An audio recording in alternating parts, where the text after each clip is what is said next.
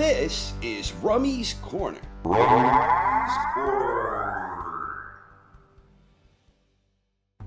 Oleksandr Usyk did it again. After winning a unanimous decision against Anthony Joshua last September to win the unified IBF WBO WBA heavyweight championship, Usyk has now made his first title defense in an immediate rematch, this time winning by split decision.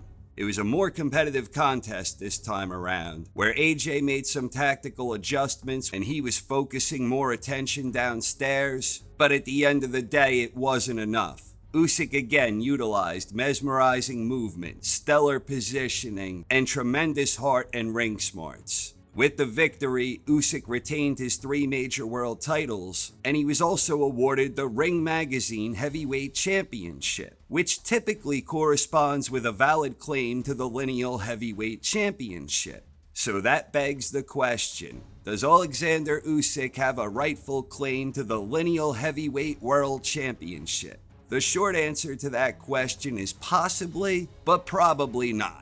The fact is that sometimes it takes time for the dust to settle in order to draw a clearer picture.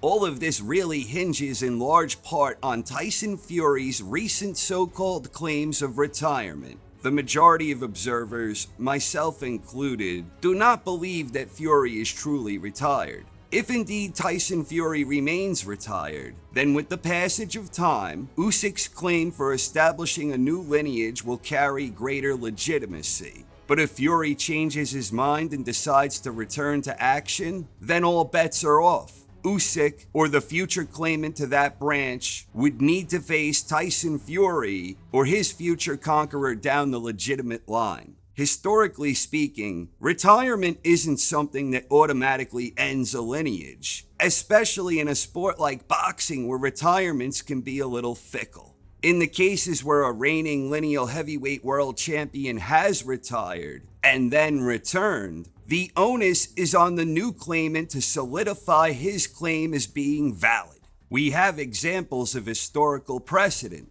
After the great Joe Louis retired in 1949, Ezzard Charles defeated Jersey Joe Walcott to become the new heavyweight world champion. And when Louis came out of retirement, after being out of action for more than 2 years, Ezzard Charles defeated Joe Louis by 15-round unanimous decision, thus solidifying his claim to the lineage. If Tyson Fury returns to action, as most are expecting, then Usyk would need to beat Fury to solidify his claim, exactly the same way the Cincinnati Cobra solidified his claim when he beat Joe Louis.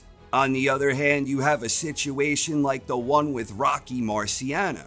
After beating the old mongoose in 1955, Marciano retired, and despite considering a comeback some years later against Ingemar Johansson, Marciano remained retired. After Marciano retired, Floyd Patterson beat Archie to become the new champion, and that lineage was later validated with the passage of time and is unequivocally accepted as the established true lineage, where Patterson remains the accepted successor to Rocky. If Fury never boxes again, then with the passage of time, Usyk's claim will earn an accepted distinction like that of Patterson before him. But if Marciano had returned after Floyd beat Archie, then Patterson's win over Archie would have required a subsequent victory against Rocky, much like the case with Ezzard and Joe. Perhaps the most famous example of something like this was the fight of the century. After Muhammad Ali had his boxing license revoked in 1967, Joe Frazier would go on to become the new heavyweight world champion. After being out of action for more than 3 years, Ali returned, and this paved the way for his showdown with Frazier, where we had 2 undefeated heavyweights, each of whom had a rightful claim to call himself heavyweight world champion. But the thing of it is, Ali had never lost that title inside the ring, which is the entire point of the Lineal Championship, the man who beat the man. And Smokin Joe Frazier became the man when he was awarded a 15-round unanimous decision, thus solidifying his rightful claim to the lineage. To become the man, Usyk still needs to beat the man so long as the man is around to be beaten. Like Ali before him in the lead up to the fight of the century, Fury never lost that distinction in the ring, a distinction he earned when he beat Vladimir Klitschko in 2015. One final example here that I think drives the point home dates all the way back to 1895, when Gentleman Jim Corbett, quote, retired. In his absence, Peter Marr was considered the new heavyweight world champion, and he would lose the heavyweight championship against Bob Fitzsimmons. But then, like an Orwellian memory hole, this period is often forgotten by all but the most serious boxing historian buffs. The matter was ultimately resolved in 1897, when Fitzsimmons beat Corbett to win the championship. And the history books generally show that Bob Fitzsimmons never became heavyweight champion until after that 1897 victory against Gentleman Jim. But back at the time when Fitz had beat Marr the year before, he had been considered heavyweight world champion, but that claim never survived the test of time. This is the exact same type of situation we have going on now with Oleksandr Usyk. It really all depends on how serious Tyson Fury is about his so-called retirement, which happened to come shortly after he was talking about the possibility of a third bout against Derek Chisora. Oof, maron.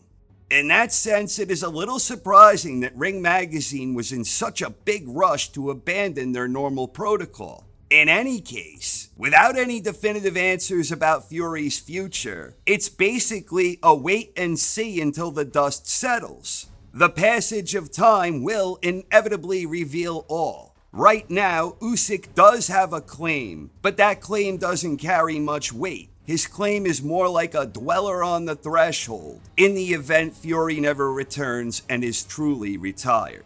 The bigger point in all of this is we need a big-time showdown for heavyweight supremacy between Tyson Fury and Oleksandr Usyk. And I, for one, hope we get it next. And I hope it's for all 4 major alphabet belts, because it's been more than 20 damn years since we've had an undisputed heavyweight world champion. The last man to hold that unique distinction was the great Lennox Lewis all the way back in the year 2000. Thank you very much for watching, everyone. I hope you enjoyed and have a wonderful night. This is Rummy's Corner.